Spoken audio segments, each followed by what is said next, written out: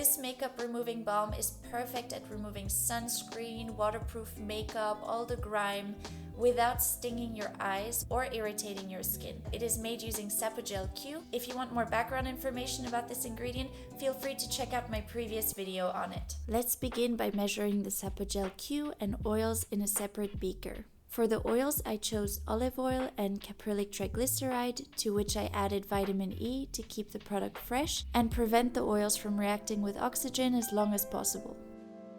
I also added a tiny bit of cedarwood essential oil. Since it is a wash-off product, I am fine using an essential oil here.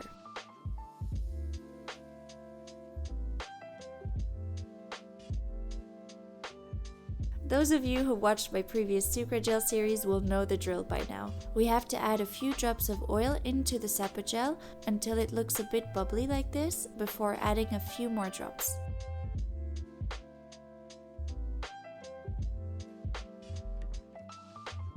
I would say add half a pipette at the beginning each time until a quarter of the oil is used up.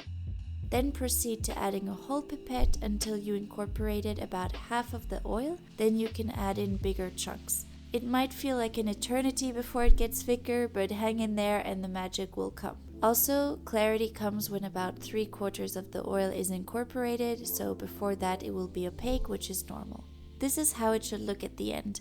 A nice gel that is not too firm, but not too runny either. When packaging it in a jar, I use a preservative because you never know if water accidentally gets in there, either through splashes or wet fingers. I like to package it in a tube because it means I don't have to use any preservatives. But it is way more challenging to package it in a tube because it is a sticky mass, so a bit of patience is required, but I think it was worth it in the end.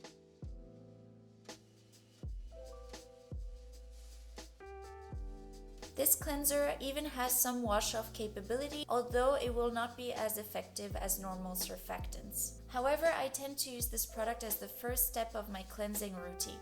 I use this one to remove makeup and sunscreen, and then I follow it up with my gentle cream cleanser, and this has become a staple in my routine, and I really feel like my skin likes it. It doesn't feel too tight or dry afterwards. In case you are considering adding some surfactants to boost the performance of this product, let me stop you right there. It will not work, unfortunately, as Sapogel Q is not compatible with most surfactants. The only thing you can do for a better rinse off is to swap the olive oil with only caprylic triglyceride, which will give a clear gel, and also rinse off better because the oil is much lighter.